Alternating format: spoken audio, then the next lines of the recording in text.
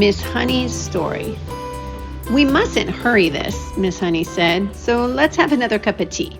And do eat that other slice of bread. You must be hungry." Matilda took the second slice and started eating it slowly. The margarine wasn't bad at all. She doubted whether she could have told the difference if she hadn't known. "Miss Honey," she said suddenly, "do they pay you very badly at our school?" Miss Honey looked up sharply. "Not too badly," she said. "I get about the same as the others."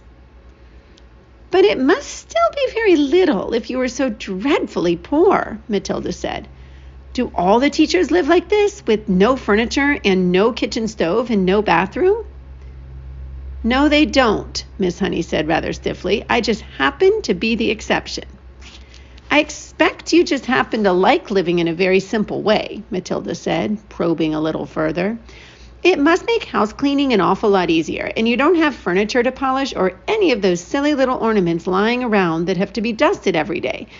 And I suppose if you don't have a fridge, you don't have to go out and buy all sorts of junky things like eggs and mayonnaise and ice cream to fill it up with. It must save a terrific lot of shopping." At this point, Matilda noticed that Miss Honey's face had gone all tight and peculiar looking. Her whole body had become rigid. Her shoulders were hunched up high and her lips were pressed together tight, and she sat there gripping her mug of tea in both hands and staring down into it as though searching for a way to answer these not quite so innocent questions. There followed a rather long and embarrassing silence. In the space of 30 seconds, the atmosphere in the tiny room had changed completely, and now it was vibrating with awkwardness and secrets. Matilda said, "I'm very sorry I asked you those questions, Miss Honey. It's not any of my business." At this, Miss Honey seemed to rouse herself. She gave a shake of her shoulders, and then very carefully she placed her mug on the tray. "Why shouldn't you ask?" she said. "You were bound to ask in the end. You were much too bright not to have wondered. Perhaps I even wanted you to ask. Maybe that's why I invited you here after all. As a matter of fact, you're the first visitor to come to the cottage since I moved in 2 years ago." Matilda said nothing. She could feel the tension growing and growing in the room. "You are so much wiser than your years, my dear," Miss Honey went on, "that it quite staggers me. Although you look like a child, you're not really a child at all, because your mind and your powers of reasoning seem to be fully grown up. So I suppose we might call you a grown-up child, if you see what I mean." Matilda still did not say anything. She was waiting for what was coming next. "Up to now," Miss Honey went on, "I have found it impossible to talk to anyone about my problems. I couldn't face the embarrassment, and anyway, I lack the courage. Any courage I had was knocked out of me when I was young. But now, all of a sudden, I have a sort of desperate wish to tell everything to somebody. I know you're only a tiny little girl, but there is some kind of magic in you somewhere. I've seen it with my own eyes." Matilda became very alert. The voice she was hearing was surely crying out for help. It must be. It had to be. Then the voice spoke again. "Have some more tea," it said. "I think there's still a drop left." Matilda nodded. Miss Honey poured tea into both mugs and added milk. Again, she cupped her own mug in both hands and sat there sipping. There was quite a long silence before she said, "May I tell you a story?" "Of course," Matilda said. "I am 23 years old," Miss Honey said, "and when I was born, my father was a doctor in this village. We had a nice old house, quite large, red brick. It's tucked away in the woods behind the hills. I don't think you'd know it." Matilda kept silent. "I was born there," Miss Honey said, "and then came the first tragedy. My mother died when I was 2. My father, a busy doctor, had to have someone to run the house and to look after me. So he invited my mother's unmarried sister, my aunt, to come and live with us. She agreed, and she came." Matilda was listening intently. "How old was the aunt when she moved in?" she asked. "Not very old," Miss Honey said. "I should say about 30. But I hated her right from the start. I missed my mother terribly, and the aunt was not a kind person. My father didn't know that because he was hardly ever around, but when he did put in an appearance, the aunt behaved differently." Miss Honey paused and sipped her tea. I can't think why I'm telling you all this, she said, embarrassed. Go on, Matilda said, please. Well, Miss Honey said, then came the second tragedy. When I was 5, my father died very suddenly. One day he was there, and the next he was gone. And so I was left to live alone with my aunt. She became my legal guardian. She had all the powers of a parent over me, and in some way or another, she became the actual owner of the house. How did your father die? Matilda asked. It is interesting you should ask that, Miss Honey said. I myself was much too young to question it at the time, but I found out later that there was a good deal of mystery surrounding his death. Didn't they know how he died? Matilda asked. Well, not exactly, Miss Honey said, hesitating. You see, no one could believe that he would ever have done it. He was such a very sane and sensible man. Done what? Matilda asked. Killed himself. Matilda was stunned. Did he? She gasped. That's what it looked like, Miss Honey said. But who knows? She shrugged and turned away and stared out the tiny window. I know what you're thinking, Matilda said. You're thinking that the aunt killed him and made it look as though he'd done it himself. I am not thinking anything, Miss Honey said. One must never think things like that without proof. The little room became quiet. Matilda noticed that the hands clasping the mug were trembling slightly. What happened after that? She asked. What happened when you were left all alone with the aunt? Wasn't she nice to you? Nice, Miss Honey said. She was a demon. As soon as my father was out of the way, she became a holy terror. My life was a nightmare. What did she do to you? Matilda asked. I don't want to talk about it, Miss Honey said. It's too horrible. But in the end, I became so frightened of her, I used to start shaking when she came into the room. You must understand, I was never a strong character like you. I was always shy and retiring. Didn't you have any other relations? Matilda asked. Any uncles or aunts or grannies who would come and see you? None that I knew about, Miss Honey said. They were all either dead or they'd gone to Australia. And that's still the way it is now, I'm afraid. So you grew up in that house alone with your aunt? Matilda said. But you must have gone to school. Of course, Miss Honey said. I went to the same school you're going to now. But I lived at home. Miss Honey paused and stared down into her empty tea mug. I think what I'm trying to explain to you, she said, is that over the years, I became so completely cowed and dominated by this monster of an aunt that when she gave me an order, no matter what it was, I obeyed it instantly. That can happen, you know. And by the time I was 10, I'd become her slave. I did all the housework. I made her bed. I washed and ironed for her. I did all the cooking. I learned how to do everything. But surely you could have complained to somebody, Matilda said. To whom? Miss Honey said. And anyway, I was far too terrified to complain. I told you, I was her slave. Did she beat you? Let's not go into details, Miss Honey said. How simply awful, Matilda said. Did you cry nearly all the time? Only when I was alone, Miss Honey said. I wasn't allowed to cry in front of her, but I lived in fear.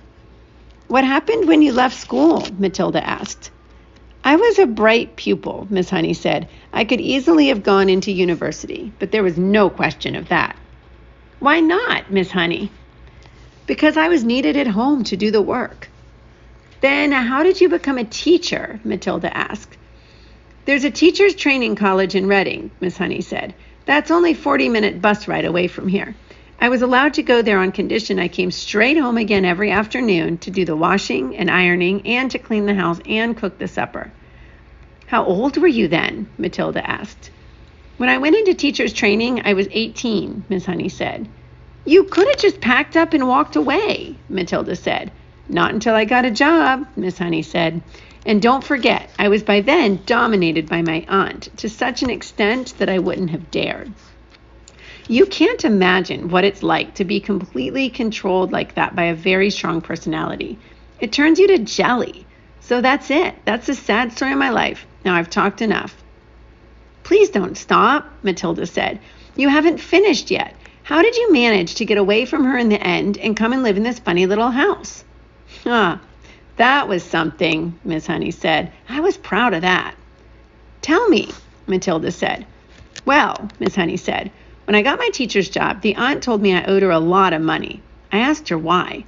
She said, 'Cause I've been feeding you all those years and buying your shoes and your clothes.'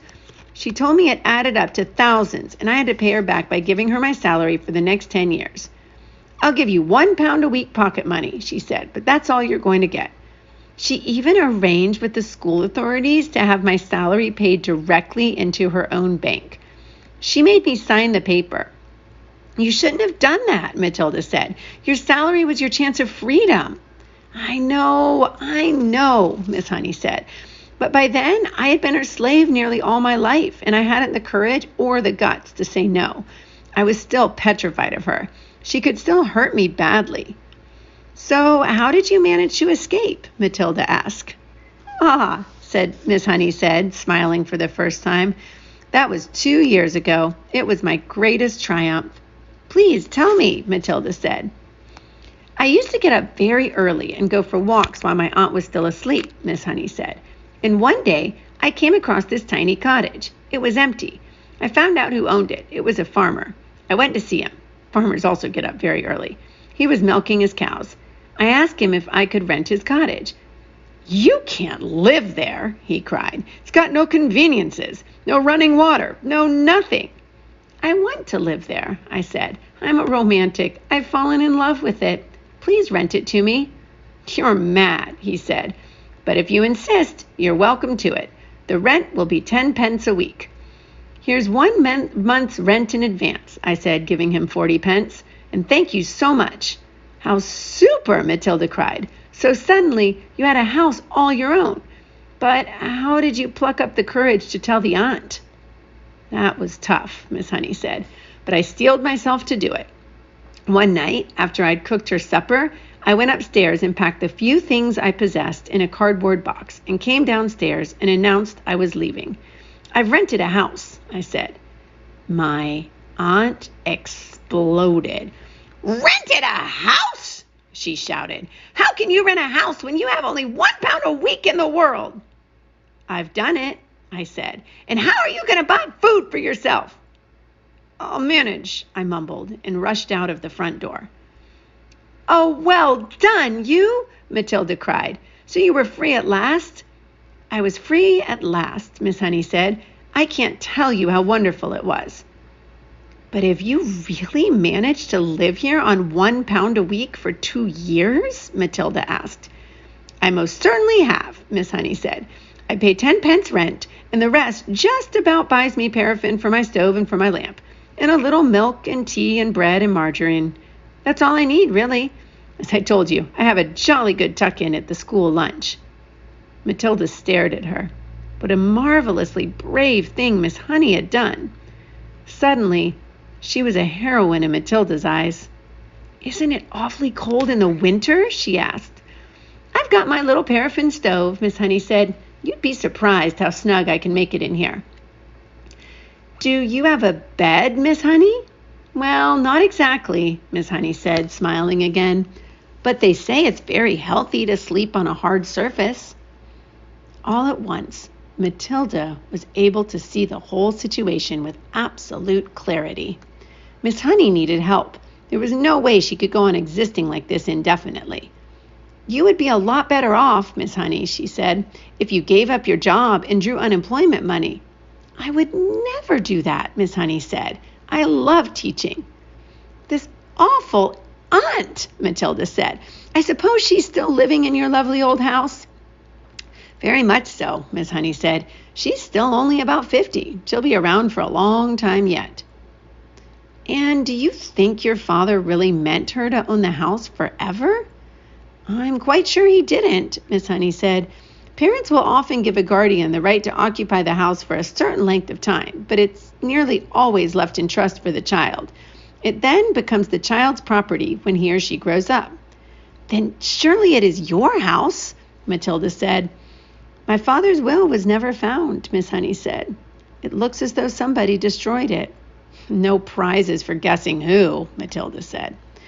No prizes, Miss Honey said. But if there is no will, Miss Honey, then surely the house goes automatically to you. You are the next of kin.